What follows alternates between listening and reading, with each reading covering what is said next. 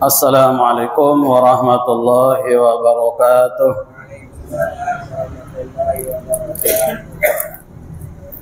Alhamdulillahilladzi bi ni'matihi tatimmus shalihat. Asyhadu an la ilaha illallah wahdahu la syarika lah wa asyhadu anna Muhammadan 'abduhu wa rasuluhu amma ba'd. وقال الله تعالى في القرآن الكريم أعوذ بالله السميع العليم من الشيطان الرجيم يا أيها الذين آمنوا اتقوا الله حق تقاته ولا تموتن إلا وأنتم مسلمون. Hadirin ibu-ibu, bapak-bapak, saudara-saudara jamaah kaum muslimin sidang salat maghrib yang dimuliakan dan dicintai Allah Subhanahu wa taala. Alhamdulillah, pada petang yang berbahagia ini kita senantiasa patut memuji dan bersyukur pada Allah Subhanahu wa taala atas seluruh nikmat yang Allah berikan kepada kita. Mudah-mudahan dengan nikmat-nikmat itu menjadikan kita hamba-hamba Allah yang selalu tunduk patuh dan taat atas seluruh syariat yang dibebankan kepada kita sesuai dengan kesanggupan kita, dan diberikan kemampuan untuk meninggalkan seluruh larangan-larangan sesuai dengan kemampuan yang kita miliki. Pada kesempatan yang berbahagia ini kita diamanai untuk menyampaikan materi makna merdeka yang sejati. Jamaah dimuliakan dicintai Allah Subhanahu wa taala.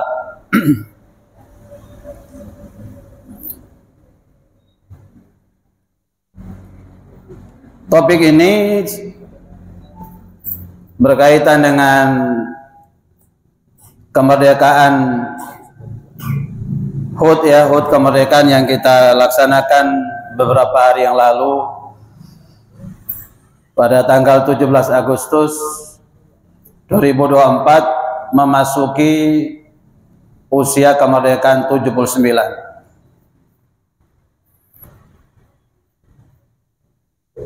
Pada kesempatan yang berbahagia ini, saya ingin menyampaikan yang dimaksud dengan kemerdekaan yang sejati dalam terminologi pandangan konsep sebagai seorang muslim, orang beriman tentunya, sebagai manusia, makhluk sosial, dan sebagai bangsa Indonesia.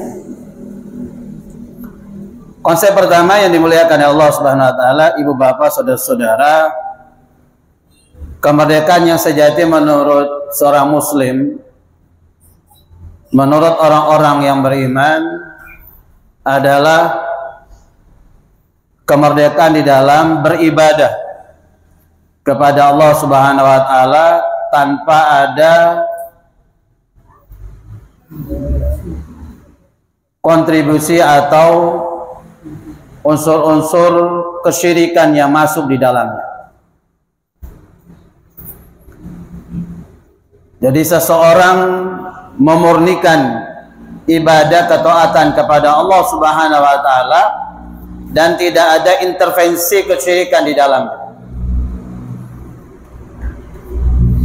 Tidak ada sibgoh, pencelupan, pewarnaan kesyirikan yang merusak ibadah itu sendiri. Itu makna kemerdekaan yang hakiki, makna kemerdekaan yang sejati dalam konsep sebagai seorang muslim. Allah Subhanahu wa taala menjelaskan persoalan ini di dalam surat Al-A'raf ayat 82. A'udzu billahi samil alim minasyaitonir rajim. Alladzina amanu wa lam yalbisu imanahum bidzulm ulaika lahumul amn wa hum muhtadun. Alladzina amanu, yaitu orang-orang yang beriman, walam yalbisu imanahum bidzulm, lalu mereka tidak mencampur adukan keimanan mereka dengan adzulm. Adzulm bermakna asyirk. Yang dimaksud Allah kedzaliman di dalam ayat ini adalah kesyirikan. Sebagaimana Allah firmankan dalam surat Luqman ketika Luqmanul Hakim memberikan nasihat kepada putra tercintanya. Ya bunayya la tusyrik billah inna syirka la zulmun adzim. Wahai anakku yang tercinta, dalam hidupmu di dunia yang sesaat sesingkat ini, jangan sekali-kali kamu menyekutukan Allah, menduakan Allah, mensederajatkan Allah, menyamakan Allah dalam segala hal. Dalam doa, dalam niat, dalam ibadah, dalam keyakinan, dalam segala hal. Tidak boleh kamu menyamakan dengan Allah Subhanahu wa taala. Kenapa demikian? Inna syirka la zulmun adzim, karena sesungguhnya kesyirikan itu dosa yang terdahsyat. Jadi orang yang merdeka secara hakiki itu adalah orang yang alladzina amanu wa lam yalbisu imanahum bidzulm, yaitu orang-orang yang beriman yang tidak mencampur adukan keimanan mereka dengan kedzaliman, dengan kesyirikan. Ulaika lahumul amn wa hum muhtadun. Dengan demikian maka orang-orang yang beriman, yang bersih imannya, tauhidnya, bersih ibadah dari tidak adanya unsur-unsur terkontaminasi kesyirikan di dalamnya, maka orang beriman itu berhak mendapatkan keamanan di dunia dan di akhirat. Wa hum muhtadun, dan mereka mendapatkan hidayah dari Allah. Dari hidayah itulah mereka kemudian diberikan berbagai macam kenikmatan-kenikmatan di akhirat nanti. Jadi orang yang menjalani kehidupan di dunia ini, dia aman di dunia, aman di akhirat, itulah orang yang merdeka yang sungguhnya. Kalau orang yang menjalani kehidupan dunia ini, dia berada dalam tekanan, berada dalam intervensi, berada di dalam ancaman, berada di dalam hal-hal yang tidak menyebabkan hatinya tenang, maka dia tidak merdeka. Dan satu-satunya orang yang merdeka itu adalah orang yang beriman. Man amila salihan min dzakarin aw untha wa huwa mu'minun falanuhyiyannahu hayatan thayyibah wala najzirannahum ajran bi ahsani ma kanu ya'malun. Barang siapa yang mengerjakan amal soleh dari kaum laki-laki ataupun wanita, wa huwa mu'minun, sedangkan dia beriman dengan rukun iman yang 6, falanuhyiyannahu hayatan thayyibah, maka pasti akan Allah curahkan, Allah turunkan dalam kehidupan ini bagi dia kehidupan yang thayyib, kehidupan yang baik, kehidupan yang menyenangkan, kehidupan yang bahagia. Sekali lagi, pemahaman tentang kehidupan yang baik, bahagia bukan berarti kehidupan yang sepi dari ujian. Dan itu pembahasan sudah kita jelaskan berulang-ulang kali pada materi-materi sebelumnya. Wala najzirannahum ajran bi ahsani ma kanu ya'malun, dan perbuatan amal soleh mereka, ibadah kebaikan yang mereka lakukan di dunia ini, Allah balas dengan kebaikan yang berlipat-lipat ganda dari apa yang dia lakukan di dunia ini. Jadi di kehidupan dunia dia diberikan kehidupan yang thayyib, kehidupan yang baik. Di akhirat kan ganjaran pahala hingga dari Allah Subhanahu wa taala. Nah, ini orang yang merdeka yang sesungguhnya. Apalah artinya orang merdeka di dunia tapi di akhirat dia tidak merdeka?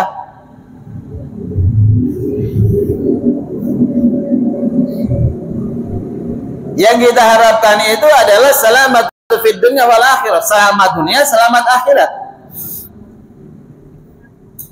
Nah, jamaah dimuliakan, dicintai Allah Subhanahu wa taala. Yang kedua, kemerdekaan yang sesungguhnya dalam terminologi kehidupan sosial bermasyarakat, bahwa orang merdeka itu adalah orang yang hidup tidak dipusakai oleh orang lain. Orang merdeka itu kehidupannya tidak dimiliki oleh orang lain. Makanya sebelum Islam hadir, banyak manusia-manusia hidup dalam perbudakan. Orang budak itu tidak sama dengan orang merdeka. Orang budak itu hidupnya sesuai dengan apa kata tuannya. Kebebasan dalam kehidupan sebagai manusia tidak didapatkan secara wajar seperti manusia-manusia merdeka. Maka begitu datangnya Islam, orang-orang yang disebut dengan budak ini diajarkan oleh Islam, dinasihati oleh Rasulullah, diberikan motivasi oleh Nabi agar supaya budak-budak ini dimerdekakan kehidupannya. Kenapa budak ini harus dimerdekakan kehidupannya? Karena pada dasarnya seluruh manusia berhak untuk hidup atas kesempatan dan keadaan yang telah diciptakan oleh Allah Subhanahu wa taala. Allah berfirman, "Wa laqad karramna bani Adam." Sungguh kami telah seluruh anak cucu Adam. Manusia sejak lahir dari zaman Nabi Allah Adam sampai sekarang detik ini, seluruh manusia harus disetarakan. Seluruh manusia hidupnya harus disamakan. Karena Allah telah memuliakan anak cucu Adam. Maka di dalam Islam itu jamaah dimuliakan, dicintai Allah Subhanahu wa taala, tidak ada pemahaman-pemahaman yang memahami bahwa ada kelompok, ada nasab keturunan, ada komunitas manusia yang lebih mulia daripada manusia yang lain. Tidak ada. Tidak ada. Hatta sekalipun anak cucu Nabi, entah itu disebut dengan Sayyid, entah itu disebut dengan Ba'alwi, atau apa saja, seluruh manusia sama. Dalilnya Allah Subhanahu wa taala berfirman, "Inna akramakum indallahi atqakum." Ayat ini didahului dengan di surat Al-Hujurat 13, "Ya ayuhan nas, inna khalaqnakum min dzakarin wa unsa waj'alnakum syu'uban wa qabaila lita'arafu inna akramakum 'indallahi atqakum." Allah menciptakan manusia dari jenis laki-laki dan wanita. Dari laki-laki dan wanita ini mereka menikah, berkembang biak, beranak cucu, berbangsa-bangsa, bersuku, berkelompok, bertebaran di seluruh penjuru dunia ini. Maka li ta'arafu, hendaklah kalian saling ta'aruf, saling mengenal antara satu suku, kelompok, marga dan yang lainnya. Lalu Allah menekankan dalam persoalan ini, dari seluruh jenis warna kulit, rambut, dari jenis warna bola mata, dari kelompok, dari suku, ras, marga, nasab dan semua ini, inna akramakum indallahi atqakum. Sesungguhnya manusia yang mulia di hadapan Allah adalah mereka yang paling bertakwa di hadapan Allah. Sehingga Nabi memberikan satu penekanan kepada kita, tidak ada perbedaan orang Arab dan bukan orang Arab. Tidak ada perbedaan orang kulit putih dan orang yang kulit hitam. Yang membedakan kalian di hadapan Allah itu adalah atqakum, orang yang paling bertakwa pada Allah. Jadi ngapain juga kemudian terjadi pertengkaran berlarut-larut yang cukup ya membuat miris hati kita tentang pengakuan keturunan Rasulullah, dzurriyyah Nabi.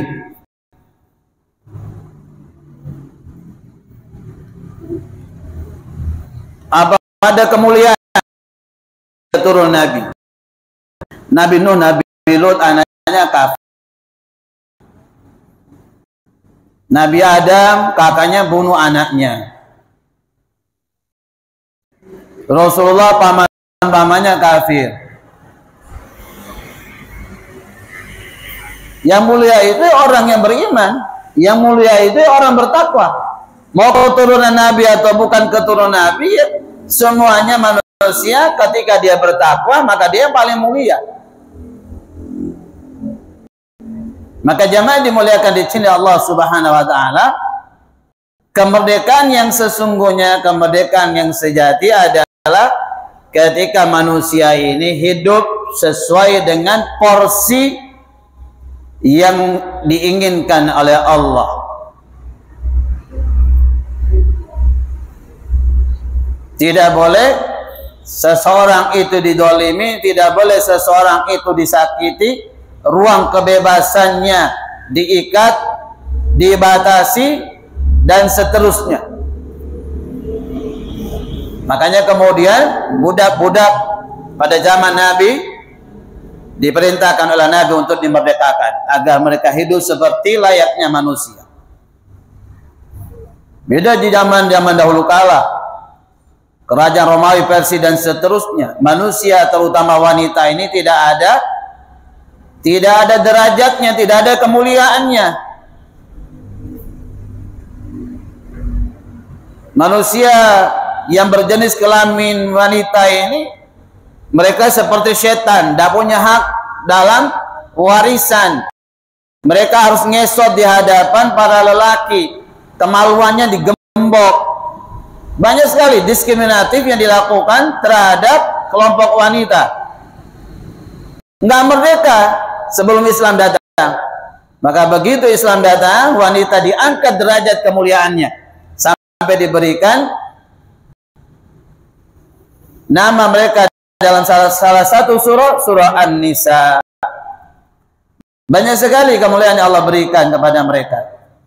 Di antara kemuliaan mereka, siapa-siapa para istri yang beribadah kepada Allah Subhanahu wa taala dalam salat 5 waktunya, beribadah dalam puasa Ramadannya, tunduk patuh pada suaminya selama hal yang ma'ruf, mengakui hak suaminya, menjaga kehormatan suaminya, silakan masuk ke dalam surga melalui 8 pintu surga dari mana saja para wanita, para istri kehendaki.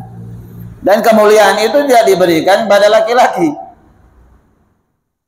Jadi Islam mengangkat derajat wanita pada posisi yang luar biasa, sehingga mereka menjadi manusia yang merdeka dengan hak-hak mereka.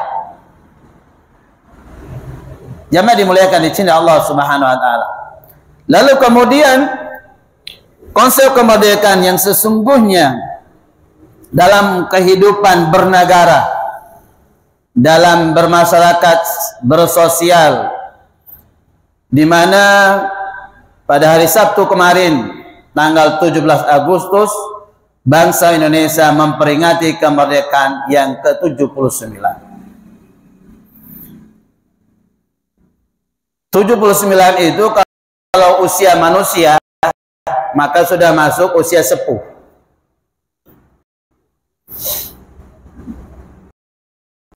Yang jadi persoalan, pertanyaannya jamaah dimuliakan di sini Allah Subhanahu wa taala, apakah bangsa Indonesia itu bangsa yang sudah benar-benar merdeka seutuhnya, sejatinya, sesungguhnya? Kalau kemerdekaan yang diumumkan di Pegasan Timur pada tanggal 1745 atas nama bangsa Indonesia Soekarno-Hatta, seluruh sepakat bahwa pada hari itu berkat rahmat Allah Indonesia menjadi bangsa yang merdeka, di mana penjajah-penjajah angkat kaki, Belanda, Jepang dan sekutu-sekutunya meninggalkan Indonesia yang selama ratusan tahun bangsa Indonesia dijajah, hidup tidak layak seperti manusia, dengan berbagai macam penderitaan, dengan berbagai macam kesengsaraan. Di zaman Romusa hidup sangat ngeri sekali.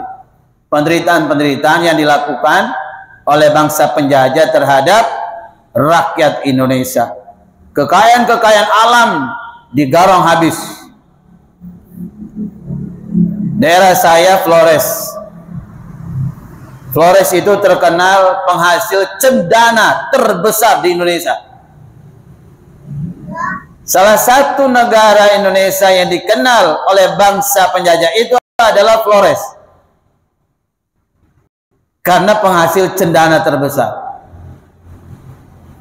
Sampai sekarang bekas-bekas dari masih ada, dari kuburan Belanda yang sampai saat ini masih ada, dari benteng penjajah sampai sekarang masih ada, dari monumen yang dibangun oleh penjajah sampai sekarang masih ada. Tetapi di pulau ibu saya penghasil cendana terbesar seakar-akarnya nggak ada, sudah habis, ludes. Jadi jamaah dimuliakan di sini Allah Subhanahu wa taala, di saat kita merayakan kemerdekaan, apa yang terbetik dalam pikiran kita? Apa yang sedang dirasakan di dalam hati kita? Apa betul detik-detik proklamasi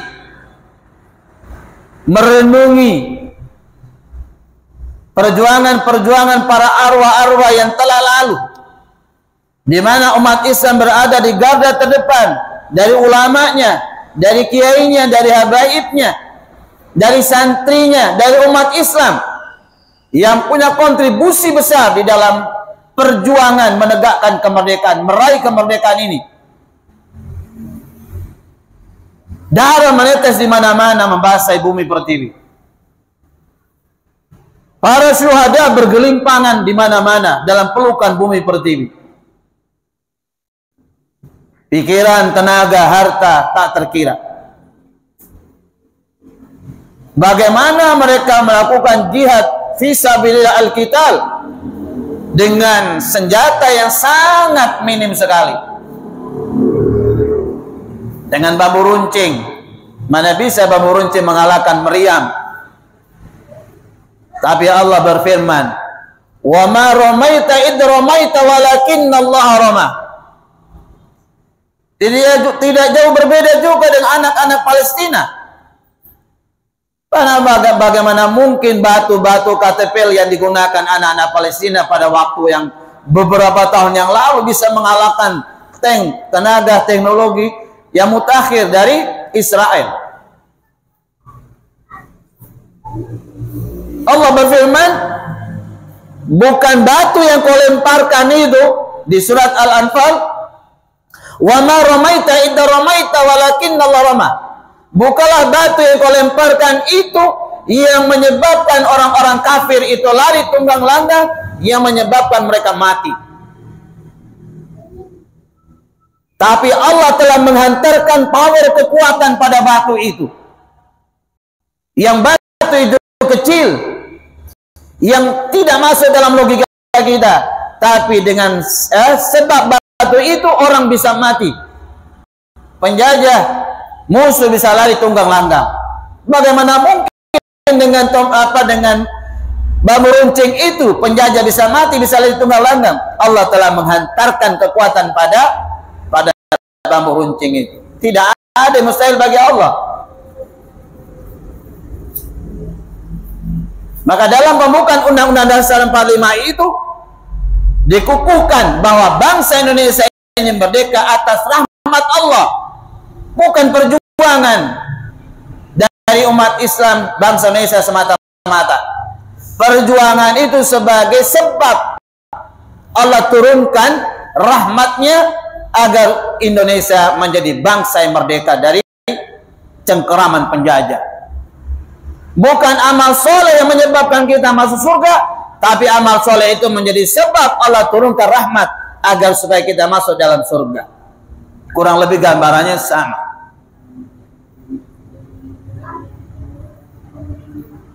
Kemerdekaan ini adalah hadiah dari Allah untuk anak keturunannya, generasi dan regenerasi selanjutnya, ya kita ini. Kita ini kan hanya menikmati kemerdekaan, tidak ikut cawe-cawe. Kita tidak mempersembahkan pikiran kita, kita tidak mengeluarkan keringat, kita tidak mengeluarkan materi, darah kita setetes pun tidak tumpah di atas bumi pertiwi ini, apalagi jasad kita. Itu perjuangan orang-orang tua kita terdahulu.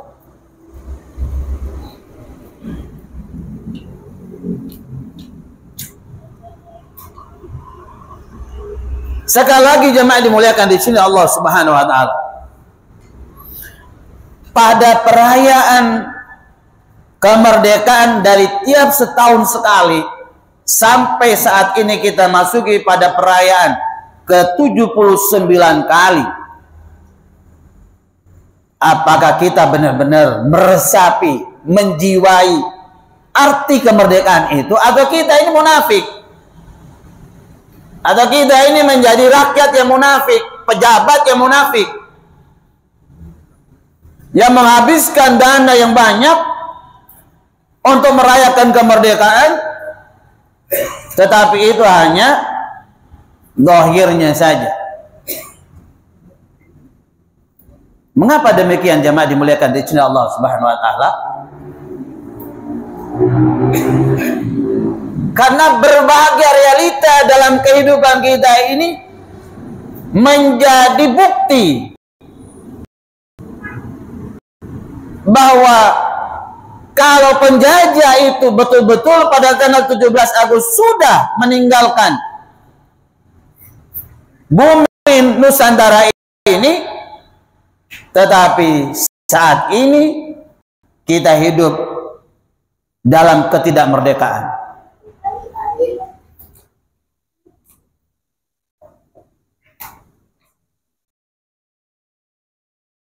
Mari kita lihat jemaah dimuliakan di sini Allah Subhanahu wa taala. Bangsa yang merdeka, bangsa Republik Indonesia ini, bangsa yang merdeka itu ditandai dengan Pancasila dan Undang-Undang Dasar 45 yang menjadi rujukan dalam demokrasi. Jangan memasukkan ideologi Daulah Islamiyah, nanti benturan.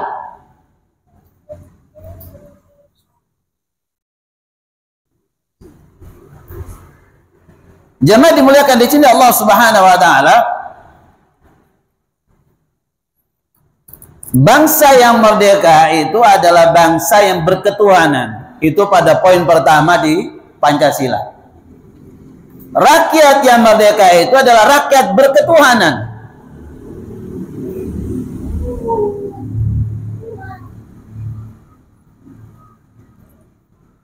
Bangsa Indonesia, bangsa yang merdeka itu adalah bangsa yang berperi kemanusiaan. Bangsa yang merdeka itu adalah bangsa yang selalu merawat persatuan. Bangsa yang merdeka itu adalah bangsa yang selalu menghadirkan nilai-nilai dalam bermusyawarah untuk satu kesepakatan, kemufakatan. Bukan atas kelompok dalam pengambilan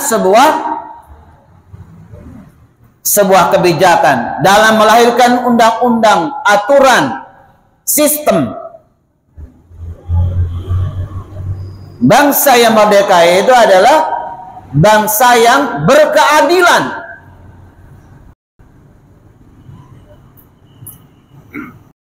Di perayaan 17 Agustus selalu dibacakan Pancasila, dibacakan 5 sila itu, dibacakan pembukaan Undang-Undang Dasar 45, bahwa seluruh bentuk penjajahan, seluruh bentuk diskriminatif, seluruh bentuk hal-hal yang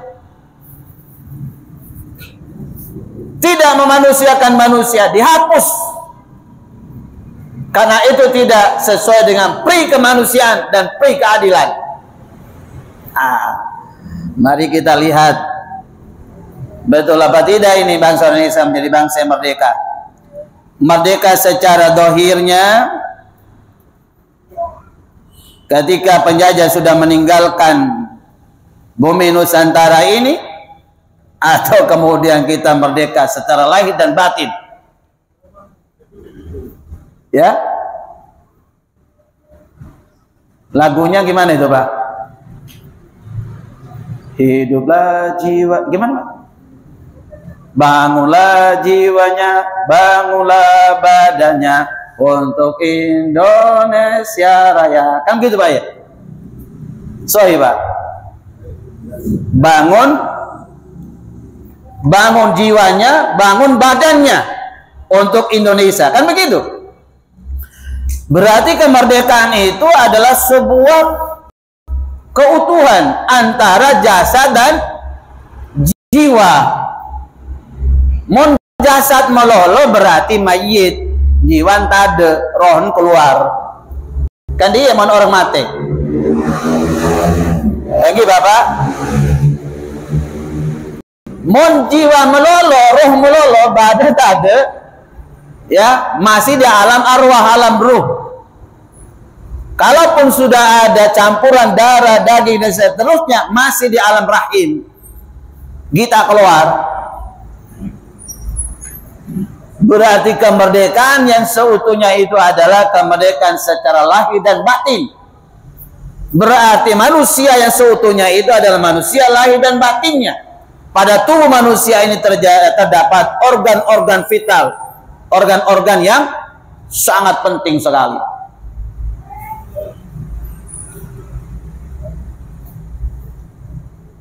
Mari pada sila yang pertama, ketuhanan yang Maha Esa, bahwa bangsa yang merdeka, rakyat Indonesia dikatakan rakyat yang merdeka itu adalah rakyat yang berketuhanan. Kali ini di IKN menghadirkan suatu masalah yang besar bagi bangsa Indonesia. Jumlah populasi terbesar rakyat Indonesia itu beragama Islam. Kenapa kemudian paskibraka yang beragama Islam, wanita muslimah yang menutup auratnya berjilbab harus disuruh copot dengan aturan yang ditetapkan oleh pembesar di negeri ini? Jilbab itu harga mati sudah Pak, Bu. Persoalan individu berjilbab atau tidak itu urusan individunya, tapi jilbab itu adalah syariat. Jilbab itu adalah syariat. Quran hadis sudah menetapkan tidak ada perbedaan di kalangan ulama tentang menutup aurat, walaupun mereka berbeda dalam urusan masalah batasan-batasan menutup aurat, seperti mau matanya dua-duanya ditutup atau terbuka dan seterusnya, itu perbedaan. Tapi menutup aurat dari ujung kepala sampai ke ujung kaki ini tidak ada perbedaan di antara mereka, dan itu menjadi amanat yang telah ditetapkan oleh para pencetus kemerdekaan ini.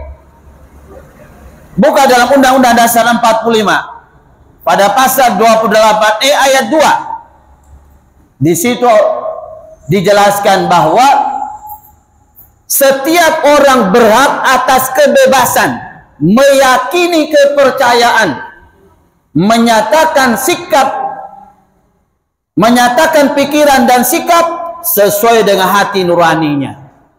Kan jelas. Poin pertama, ketuhanannya masa. Bangsa yang merdeka itu bangsa yang berketuhanan. Dan agama kepercayaan yang sudah diakui di Indonesia, 5 agama ini sudah diundang-undangkan ini, kenapa kemudian masih ada presiden yang notabene-nya di dalam KTP-nya agamanya adalah Islam, dan seluruh pejabat-pejabat yang pada umumnya di dalam KTP-nya beragama Islam? Kenapa kemudian lahirlah aturan itu yang menindas? Berarti kan tidak merdeka. Berarti kan ini ada pesanan. Ibarat orang ingin mendapatkan tangkapan besar, kasih umpan dulu. Ya apa ini? Keluar kebijakan seperti ini, larangan begini. Reaksi umat Islam dan umat nih, Kak. Ini kerjanya orang PKI ini, Pak. Ini kerjanya orang-orang yang menyumbangkan materinya, uangnya untuk sukses Pilpres kemarin.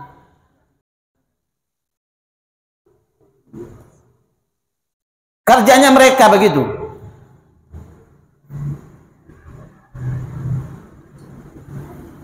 Dan bangsa ini tidak aman-aman, Pak. Ya kita aja yang menganggap bangsa ini aman. Bangsa ini bahaya, Pak. Belum dari PKI-nya, komunisnya, belum dari Syiahnya, liberalnya, belum lagi Ahmadiyahnya, LDI-nya, kumpul semua di situ, Pak.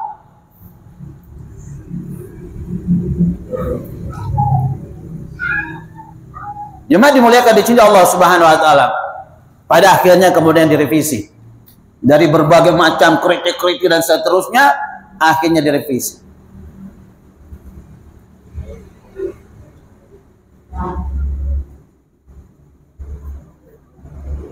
Negara Indonesia ini, jemaah dimuliakan di sini Allah Subhanahu wa taala, bukan miliknya perorangan. Bukan miliknya kelompok. Bukan miliknya pejabat tertentu, Pak. Negara Indonesia ini milik seluruh rakyat Indonesia.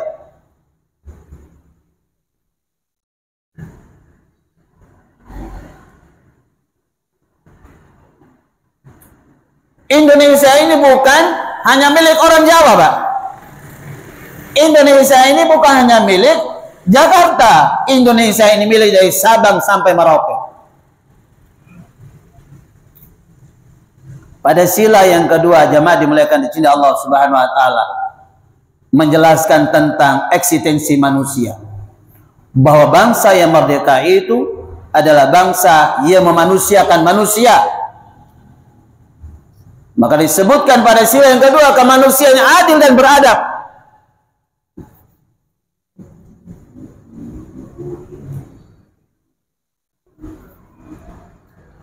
Jemaah dimuliakan di sini Allah Subhanahu wa taala. Saat ini kehidupan kita ini sangat memprihatinkan. Orang-orang yang diberikan amanah untuk mengelola negara ini tidak memanusiakan manusia. Kehidupan rakyat Indonesia ini adalah merupakan tanggung jawab negara. Siapa yang mengelola negara? Mulai dari presiden, MPR, DPR, dan semua pejabat-pejabat yang kita pilih. Mereka itu yang bertanggung jawab untuk kehidupan, kemaslahatan, kemanusiaan rakyat Indonesia. Kenapa demikian, jemaah dimuliakan di sini Allah Subhanahu wa taala? Kenapa sampai sekarang ini masih banyak orang yang menderita, nggak ada yang bisa dibuat makan? Sekarang ini susah, Pak.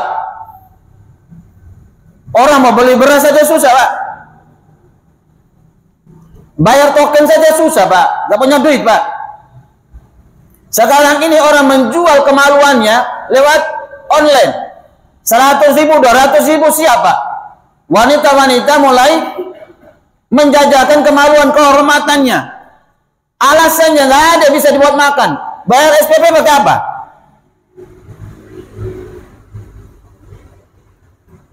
Sekolah negeri harusnya gratis SPP apa dan semuanya dibuatlah kebijakan tertentu harus bayar. Padahal nggak bayar. Sekolah swasta mahalnya minta ampun. Uang masuk sudah puluhan juta dan seterusnya. Oleh PC dari Dima.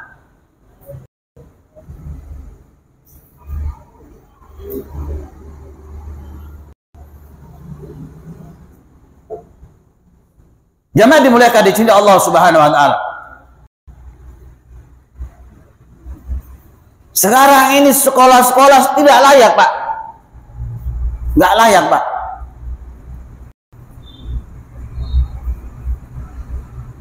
Jalan-jalan nggak layak.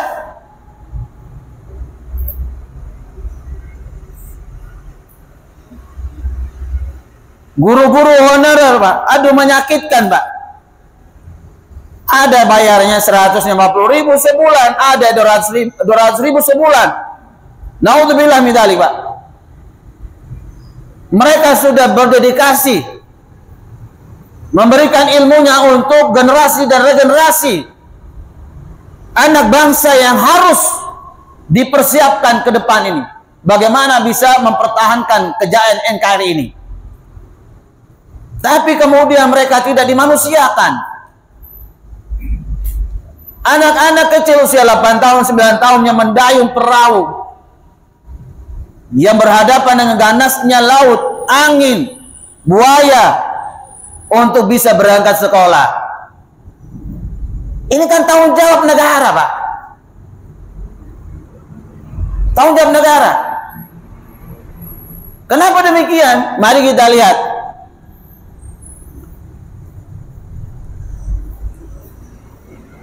Di pasal 33 ayat 3 Undang-Undang Dasar 45 dinyatakan bumi dan air dan kekayaan alam yang terkandung di dalamnya dikuasai oleh negara dan dipergunakan untuk sebesar-besarnya kemakmuran rakyat. Jadi sumber daya kekayaan alam ini dikuasai oleh negara, negara diberikan amanah untuk mengelolanya, lalu dikembalikan kemanfaatannya sebesar-besar untuk kemanusiaan rakyat Indonesia. Ini kan Undang-Undang Dasar 45, bukan ayat hadis, Pak. Sengaja kita nggak bawakan ayat dalil biar kemudian kita tidak dianggap sebagai teroris. Ini Undang-Undang Dasar 45 sudah dibuat leluhur kita yang memerdekakan Indonesia dengan perjuangan darah air mata, dengan jiwa mereka. Kita ini kan hanya menikmati. Makanya kata Profesor Mahfud MD kemarin, menurut penelitian para ahli di dalamnya, seharusnya tiap satu orang anak Indonesia yang telah lahir di bumi Nusantara ini berhak mendapatkan santunan dari pemerintah 20 juta. Kan nyaman, Pak. Banyak anak, banyak rezeki. Mun anak setung 20 juta, anak dua 40 juta. Terus hitung kalikan, Bu. Embun 20 juta, bapak 20 juta, kakeknya 20 juta, neneknya 20 juta. Nggak tahu salah kok, Pak. Pemerintah memberikan. Karena itu haknya rakyat. Haknya rakyat, Pak. Kalau rakyat bekerja, tambah lagi gaji. Dari profesionalisme kerjanya, ilmunya, kontribusinya. Indonesia ini disebut Katulistiwa, Zamrud Katulistiwa, Pak. Ya. Yang dilempar tumbuh, Pak. Apa saja ditanam hidup. Kemana itu, Pak? Sumber kekayaan alam.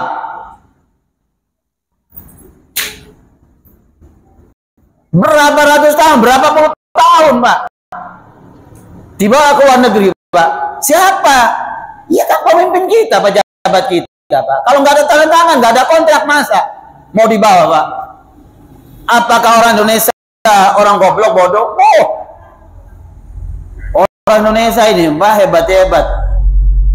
Profesor, doktor gak terhitung, Mbak. S1, S2 banyak, Pak. Kreatifnya orang Indonesia luar biasa, Pak.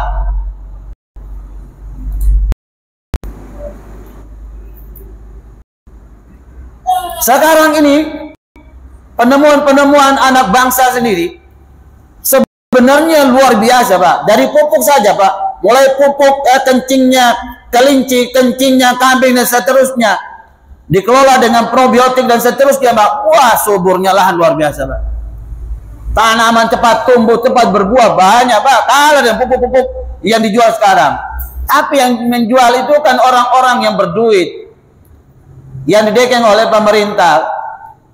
Akhirnya begitu keluarkan produk-produk nggak ada izinnya, ya ditangkap, Pak.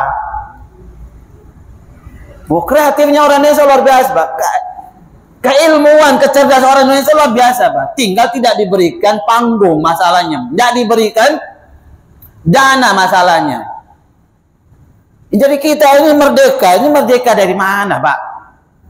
Kalau hidupnya Indonesia, rakyat Indonesia hidup dan penderitaan begini, padahal Indonesia ini kaya raya dan itu diatur dalam Undang-Undang Dasar 45 bahwa negara ini mengelola sumber daya alam, dikembalikan kemakmurannya kepada rakyat. Mana?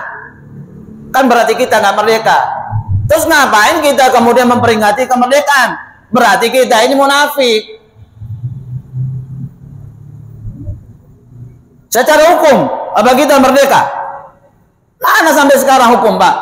Hukum itu tebang pilih, tajam ke bawah, tumpul ke atas. Hukum rimba, yang kuat mangsa yang lemah, yang berkuasa mangsa sipil, yang beruang menguasai, Pak. Mudah, Pak.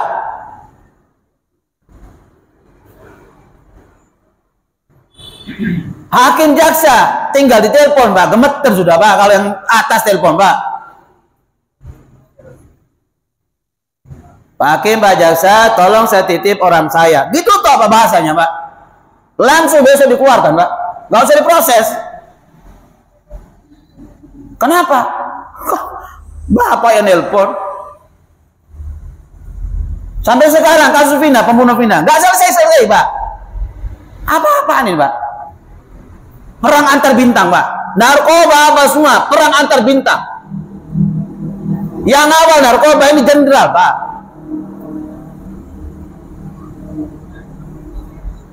Judi online, semua kejahatan. Yang deken, ya TNI Polri. Kasihan kan teman-teman yang di bawah ini. Yang atas yang nyuruh kan. Kan sudah janji sudah. Prajurit gak bisa mengambil sikap, Pak. Salah benar, siap gitu, Pak. Secara hukum di mana, Pak? Sampai kalau tahu, Pak, orang-orang yang masih belum, masih, Pak, ya masih dianggap, oh cepat sekali tangkapnya, Pak. Teknologi, Pak, ketahuan, Pak. Ini buruk, koruptor-koruptor yang mata sipit, yang menghabiskan kekayaan Indonesia puluhan triliun, ratusan miliar, ratusan triliun, boleh ditangkap-tangkap, Pak. Kan aneh, Pak, ya. Padahal mereka siapa dalam pembunuhan sebenarnya tahu, Pak, tahu. Teknologi yang digunakan mereka, Masya Allah, Pak. Satelit sudah tahu, pantau di mana, tahu di lubang tanah tahu, Pak. Masa nggak ditangkap-tangkap, Pak? Masa nggak diproses dan seterusnya? Ya gitu, Pak. Hukum. Terus merdekanya dari mana, Pak? Jadi kalau kita runut satu persatu ini, bangsa Indonesia ini secara fisik sudah merdeka. Tidak ada penjajah bangsa luar, Londo, yang menguasai, yang menjajah Indonesia. Sudah, tanggal 17 Agustus merdeka sudah. Tetapi selanjutnya bangsa Indonesia ini tidak merdeka secara lahir batin. Karena yang menjajah adalah anak bangsa pertiwi sendiri. Yang menjajah orang luar dengan kekuatan ekonominya, uangnya, menggunakan orang lokal orang Indonesia untuk menjajah bangsa sendiri sangat menyakitkan. Jamaah dimuliakan di sini Allah Subhanahu wa taala, sampai di sini itulah gambaran tentang materi yang disampaikan diberikan oleh Tabir Masjid Mujahidin. Merdeka yang sejati sesungguhnya. Mudah-mudahan gambaran ini menjadi sebuah renungan buat kita semua, introspeksi buat kita semua. Tidak ada niatan untuk menjas, mendiskreditkan, menyudutkan oknum atau siapapun, pejabat dan seterusnya. Tapi ini gambaran. Semua orang tahu, Pak. Semua orang paham dengan keadaan kondisi negara yang kita cintai ini. Ya, ini sudah premanisme, ini sudah hukum rimba dan seterusnya. Mudah-mudahan kita bangsa Indonesia, rakyat Indonesia ini tidak boleh putus asa. La tayasu min rahmatillah, nggak boleh putus asa dari rahmat Allah. Selalu ada harapan, optimis bahwa ke depan ini semoga Allah menghadiahkan, mengkaruniakan kepada kita dengan kerja keras dari kita, memunculkan manusia-manusia yang baik, manusia-manusia yang berkualitas, dan mereka bisa mengambil peran di dalam negara ini, bisa berkontribusi untuk mengelola negara ini lebih baik, sehingga dari sila 1 sampai sila kelima dari Undang-Undang Dasar 45 yang sudah ditetapkan oleh para leluhur kita ini bisa diamalkan, karena sesungguhnya sejatinya nilai-nilai terkandung dalam Pancasila dan Undang-Undang Dasar itu diambil dari ayat-ayat dan hadis-hadis yang cuman bahasanya dinasionalismekan agar supaya merata untuk rakyat Indonesia. Dengan terhapusnya 11 kata atau 9 kata pada dekret Piagam Jakarta itu menunjukkan betapa legowonya, ikhlasnya para ulama, para alim, para habaib, para kiai untuk menghormati minoritas yang ikut berjuang, walaupun jelas bahwa kontribusi umat Islam dalam meraih kemerdekaan ini. Ada hal-hal yang mau ditanyakan, kritik, saran, masukan, revisi, saya persilakan. Pak, sudah masuk waktu Isya?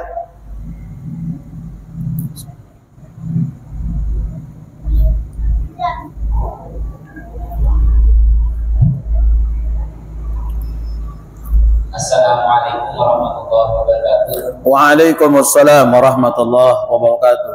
Berkaitan dengan kemerdekaan ini, dalam perayaannya itu kita bangsa Indonesia itu kan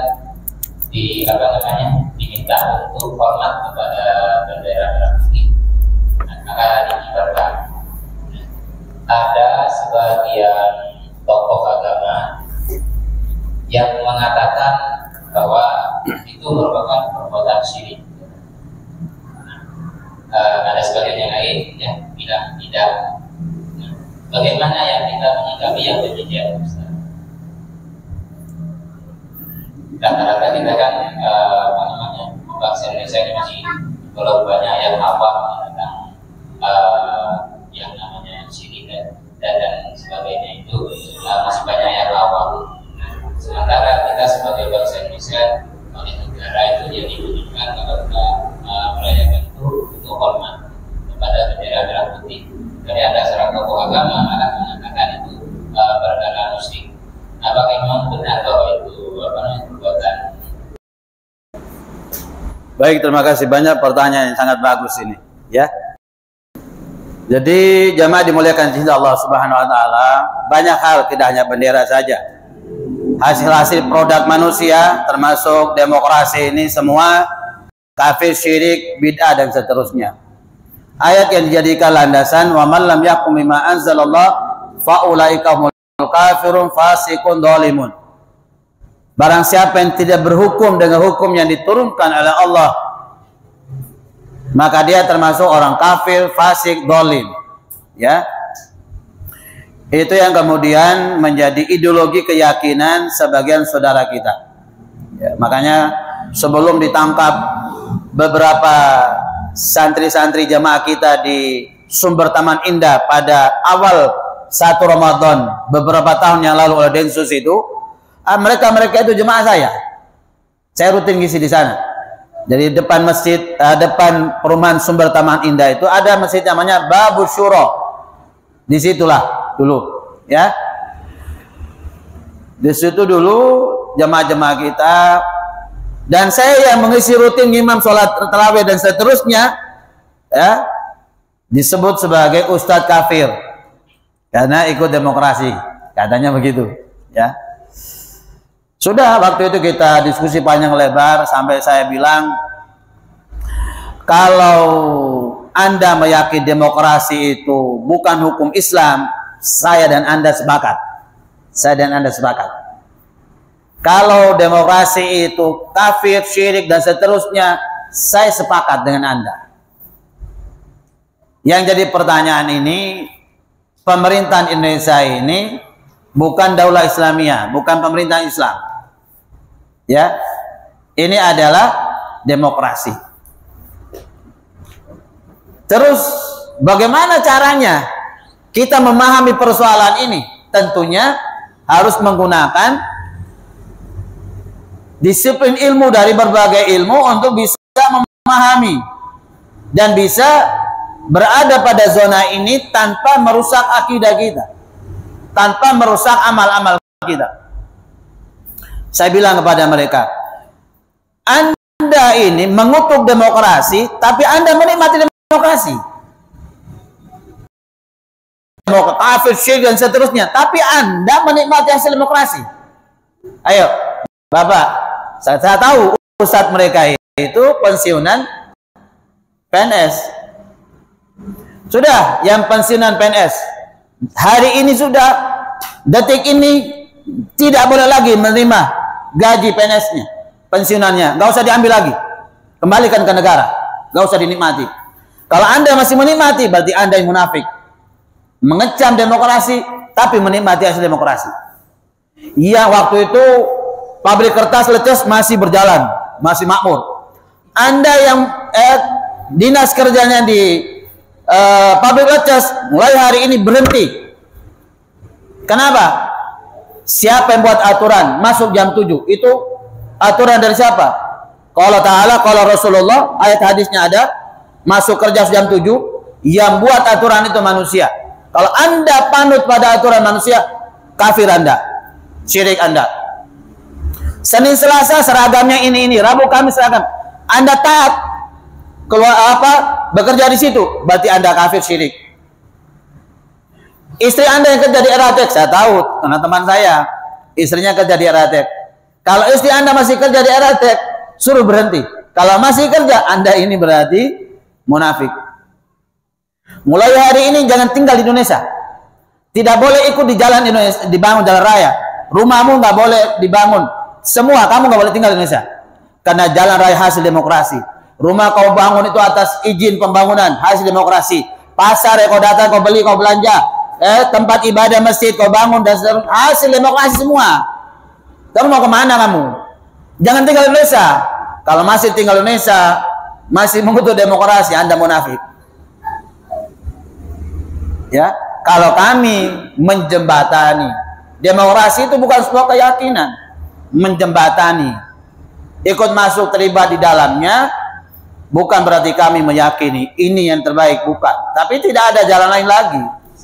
Karena bagaimanapun juga kita harus memilih orang-orang baik untuk membangun negeri ini.